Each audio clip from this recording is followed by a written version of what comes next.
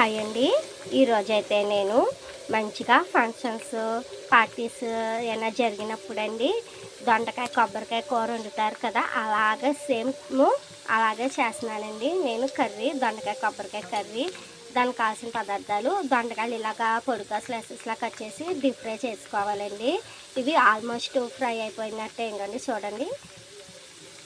చూసారా, ఇలా ఫ్రై అవ్వాలి. ఇంకొక 5 మినిట్స్ ఫ్రై అయితే సరిపోతే వెయిట్ చేద్దాం.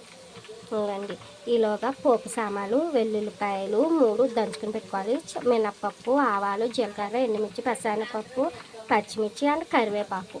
ఓకేనండి. దీంట్లో ఈ కర్రీలో మనకి ఇంకా రిచ్గా కావాలి అని అనుకుంటే కనుక మనము పల్లీసు అండ్ కాజు వేసుకోవచ్చండి, లేదా లేదు, ఇలాగైనా బాగుంటుంది.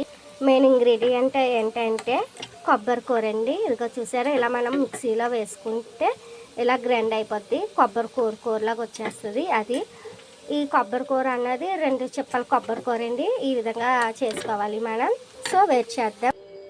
సో ఫ్రెండ్స్, దొండకాయ అయితే ఇలా ఫ్రై అయిపోయింది. ఆయిల్లో డీప్ ఫ్రై చేసుకున్నాం దొండకాయలు. ఇవి కొంచెం పక్కన పెట్టేసి బాండీ పెట్టేసుకుని 2 స్పూన్స్ ఆయిల్ వేసేసుకుని, ఆయిల్ హీట్ ఎక్కాక పోపు సామాన్లు అన్నీ వేసుకుని పోపు బాగా ఎర్రగా క్రంచీగా వేగాలండి. అందాక వెయిట్ చేద్దాం. ఇంకోండి ఫ్రెండ్స్, పోపు అయితే ఇలా ఎర్రగా క్రంచీగా వేగిన తర్వాత పసుపు వేసుకున్నాం. ఇప్పుడు సరిపడా సాల్ట్ చూసుకుని వేసుకోండి. మరి ఉప్పగా అయిపోయినా బాగోదు, మరి చప్పగా అయినా బాగోదు. ఇంకోండి, కొబ్బరి కూర కూడా వేసేసుకుని సాల్ట్, పసుపు, కొబ్బరి కూర వేసేసుకుని, నా దగ్గర అయితే 2-3 జీడిపప్పు పడతలు ఉన్నాయి, అవి వేసానండి టేస్ట్ కోసం. కొబ్బరి కూర వేసాక ఎంతోసేపు వేపకూడదండి. ఆయిల్ స్మెల్ వచ్చేస్తుంది, కూర నుంచి ఆయిల్ రిలీజ్ అవి ఇలాగా వేగాలండి.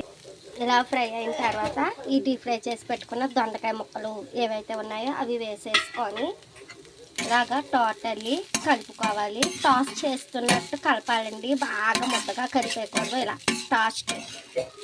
టాస్ట్ చేస్తున్నట్టు కలుపుకోవాలి. So then